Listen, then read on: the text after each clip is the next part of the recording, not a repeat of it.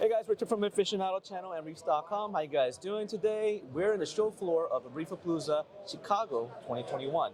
And I'm here with a company called Ozotech. And while it's not a relatively new company to the hobby, they're actually a pretty established company all around in like water treatment facility and just overall ozone related area. And I'm here with Steve, and we're here to learn about everything about ozone and about Ozotech. Steve, how are you? Good, thank you, Richard. So, tell us a little bit about Ozotech, how you guys came into our industry. Sure.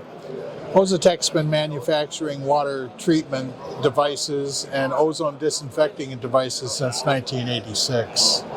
And we do jobs for water treatment from a 1 gallon a minute drinking water system to a 150 gallon per minute bottled water system.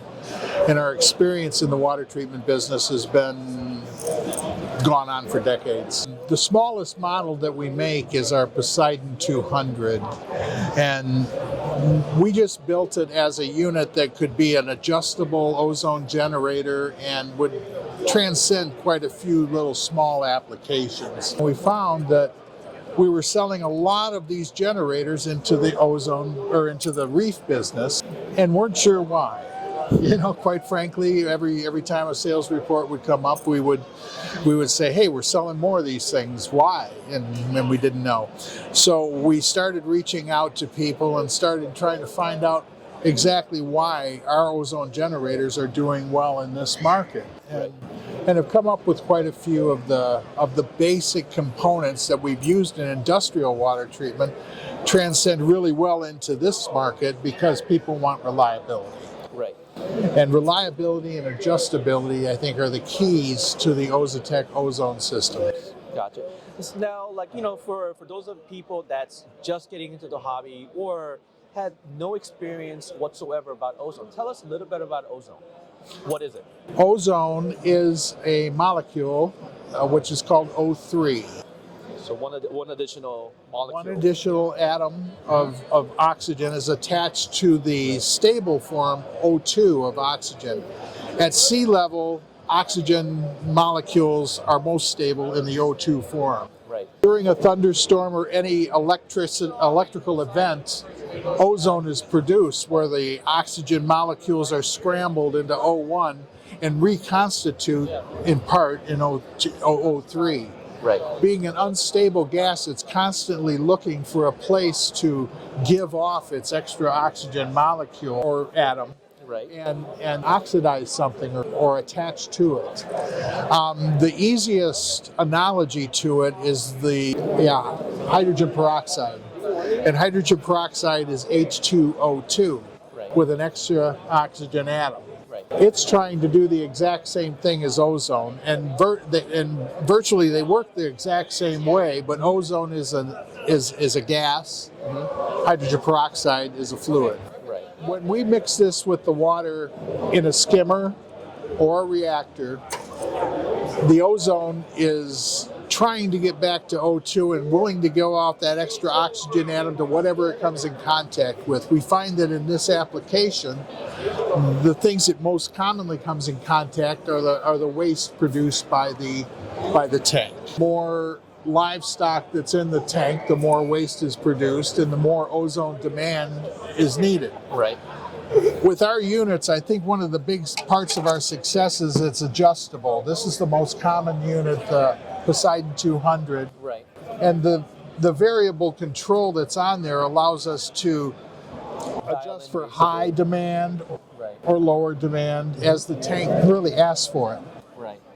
When you couple that with using an ORP controller, which will measure the oxidation reduction potential of the ozone impregnated water, then you can really come up with a way to gauge and measure it. Right. Typically 350 to 400 is the range that we want to stay within. We just know that we want to keep a control to not allow too much ozone into the system to create any oxidation demand on the livestock that's in there.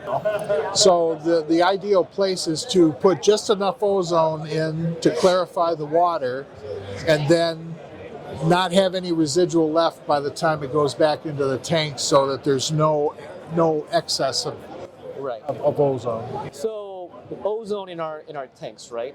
So what are the most obvious benefits of ozones in our aquariums? The most obvious benefit is clarity. Properly installed and controlled ozone system will make the water as clear as it can be. It's what we hear from so many people is they put carbon in for clarity, Right. and it's really clear the first day after they put the carbon in. Right. And they're enjoying it and enjoying it. And the fact is that from the point that you put the carbon in to the time you finally change it, it is degraded or lost of activity. Right. And the gauge by which to replace it becomes, is your water dirty or clean? Right. If you wait till it's already dirty, that's not a consistent environment. If we're continually dosing with ozone on a daily basis, we take that curve out of it. You don't have to wait for the water to get dirty in order to put a clarifier in it. It gives you a continuous clarifier.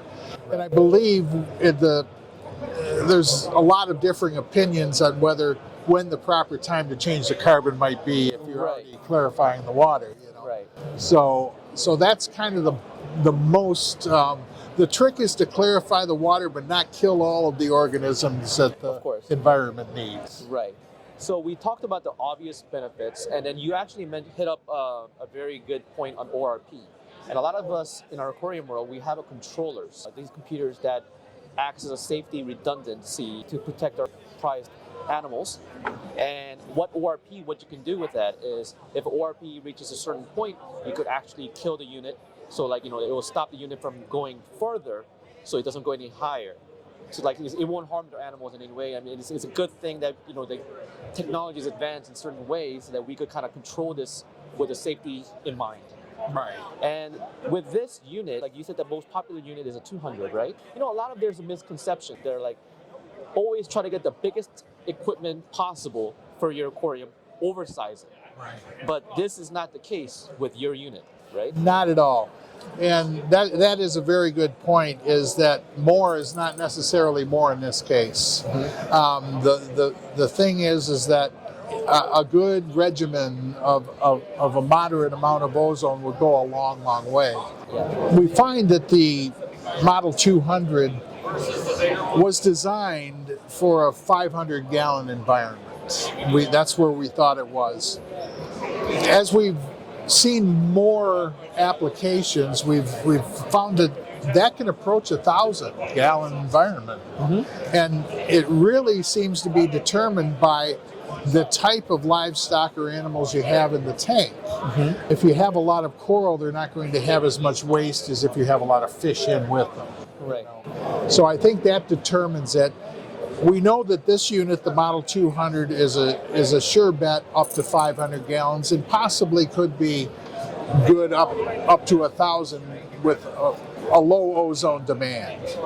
The Model 400 that we have definitely will run up to 2,000 gallons and has, with proper pretreatment by air dryers. Right.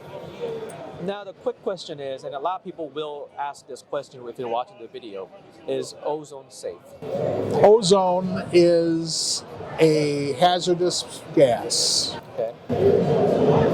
And it would be much the same that chlorine is a hazardous liquid.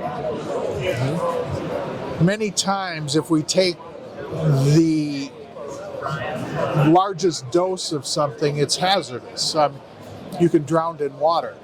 Right. So is water hazardous or not? The point with ozone is that if it's used within a regulation, there's a lot of question about ozone in the air. Once we've put it into a reactor or a skimmer, and if some of it vents out, is that going to be hazardous? OSHA, the Occupational Safety and Health Administration, has determined that the ozone level of less than 0.1 part per million in the air over an 8-hour exposure period is safe. Okay. So there are direct numbers attached to what is hazardous and what is safe. Right. So like anything else, it has its limits to which it's safe. The amount of ozone that we would typically use in this type of a system will not allow it to approach anywhere near that amount. My experience is that when you get into an environment of 0.1 parts per million or more, you can't even you can't be around it. With ozone, like any other chemical or oxidizer, there are material compatibility issues. The tubing that comes out of the systems has to be ozone resistant. We found that we can use PVC, that's a very good ozone resistant. Right.